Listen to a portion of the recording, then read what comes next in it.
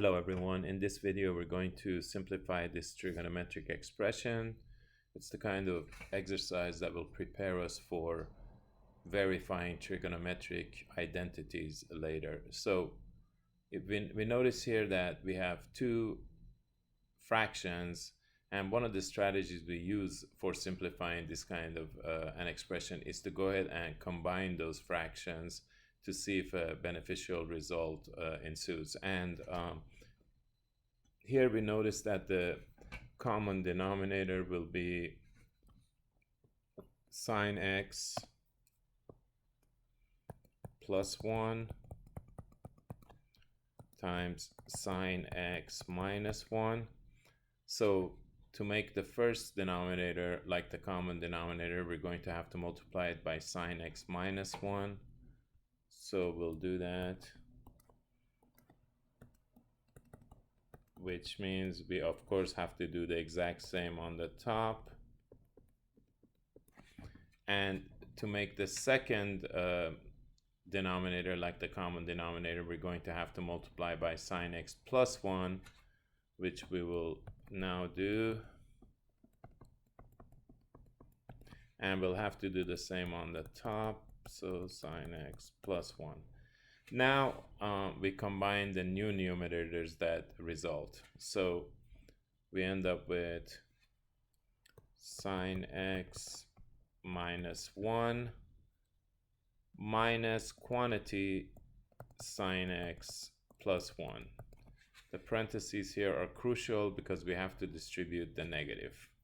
So we end up with sine x minus 1 minus sine x minus 1 over, now down here we notice that we're multiplying two conjugates.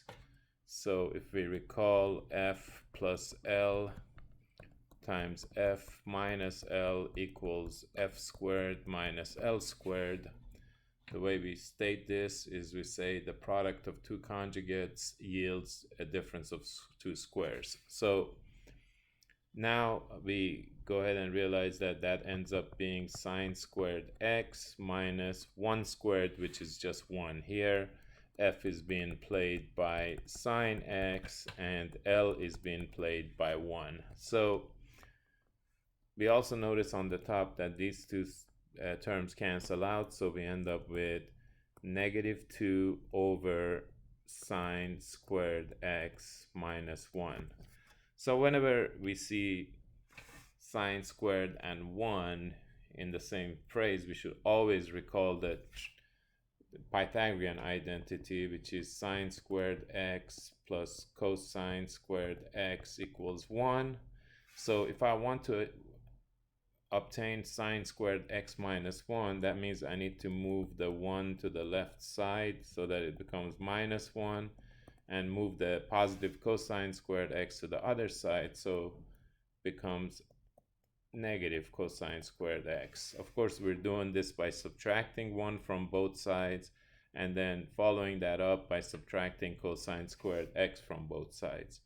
So I can replace sine squared x minus 1 with negative cosine squared x.